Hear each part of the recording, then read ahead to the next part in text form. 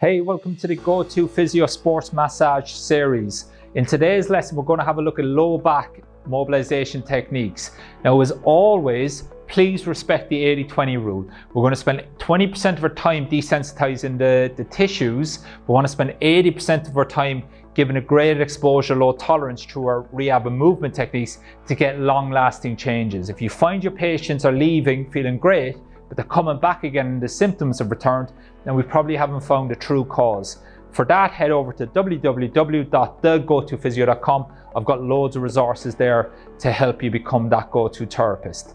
Now, a word of warning with the low back, please use these techniques responsibly. I'm not a massive fan of massaging the low back. I think sometimes it can do a little bit more harm than good when we leave these areas feeling a little bit loose when we haven't got that graded exposure program. With that said, there is a couple of techniques that I use sometimes that are very, very powerful. Use them responsibly, and when used with the 80-20 rule, you will get great results. So with that said, let's get into the content and I'll see you on the other side.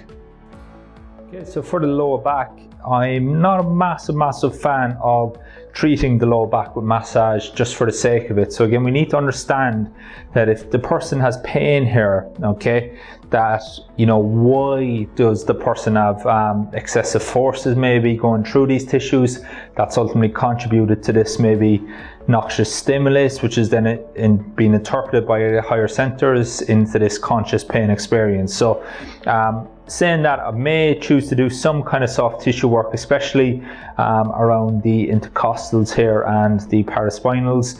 I may be going into the lateral obliques as well. Okay, the one thing is you just need to understand is that the QL is actually quite deep here. Okay, so again, you know, sticking your elbow in here, you know, I'd question whether we genuinely are on the QL or not. Okay, so it attaches quite deep to the spine here and it goes down into the iliac crest here. But very often what you will be influencing here as well will be the kind of oblique attachments. Okay, so if you are getting some kind of improvement here, or they do have some kind of pain here, sometimes it can be an intercostal type issue, or it can be some kind of attachment to the obliques, which may be contributing to this pain experience. Okay, so what I would do in this scenario with the back is I may just again go across the body, stabilize my hand.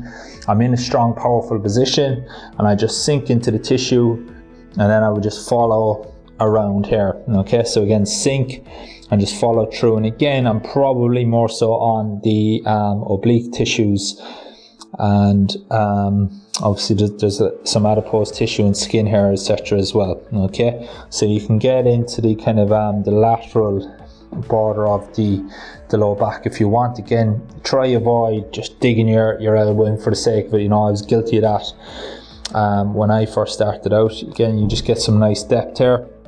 You can also get the proximal glute here as well as you come through. Okay, and then if I want to get the rest of the back, then it's very, very simple. Again, I'm in a strong lunge position and I'm just going to follow through, and my back leg is pushing through all the time. Okay, so again, I would have oil on the patient here.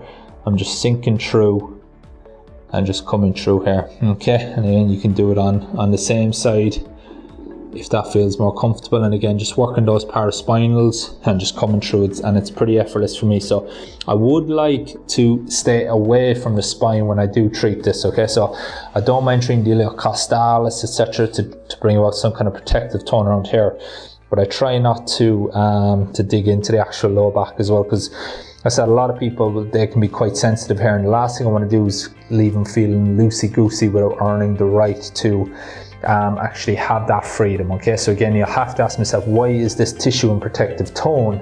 And if I release this protective tone, okay, what may be the consequences of that? Okay, so again, I always see it as I have to put back something into the system before I take something away. Okay, so if I want that lower back to relax, very often for me, if I can improve the motor output through here or in the obliques or something like that, then very often the protective tone will change very, very quickly. But what I don't want to do is try to change that protective tone myself without giving anything back. Okay, and I always say to the person, the nervous system will appreciate it rather than it being given.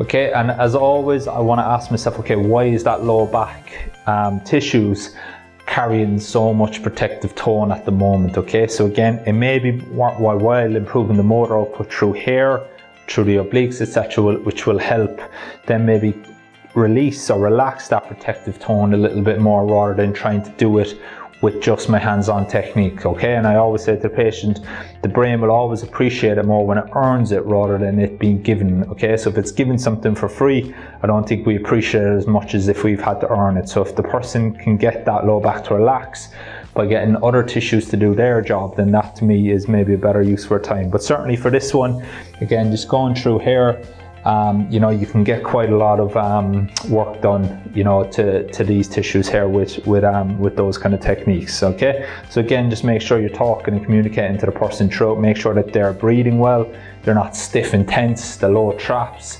They're going to be good inclination as well of actually if they're tensing. Okay, so keep an eye on the tone of the traps while you're doing your lower back work. Hey, so I hope you found that technique useful. As always, please respect the 80-20 rule and understand that we're just treating symptoms here. We haven't found the true cause. If you're interested in learning more about how to find the true cause, head over to www.thegotofysio.com. I've got plenty of tips there for you and loads of content to help you become that go-to therapist that helps people who have failed traditional approaches. See you next time.